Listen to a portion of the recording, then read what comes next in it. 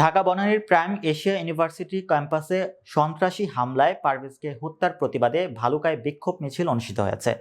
রবিবার সকালে উপজেলা পৌর কলেজ ছাত্রদল ও এলাকাবাসীর উদ্যোগে এই বিক্ষোভ মিছিলটি অনুষ্ঠিত হয়। ময়মনসিংহের বিশেষ প্রতিনিধি আল আমিন জানান, গতকাল শনিবার বিকেল 4টার দিকে বিশ্ববিদ্যালয়ের ক্যাম্পাসের সামনে ইংলিশ বিভাগের 251 ব্যাচের কয়েকজন শিক্ষার্থীরা বহিরাগত কিশোর গ্যাংয়ের সহযোগিতায় পারভেজ সহ আরো কয়েকজন শিক্ষার্থীর উপর ছুরিকাঘাত চালায়।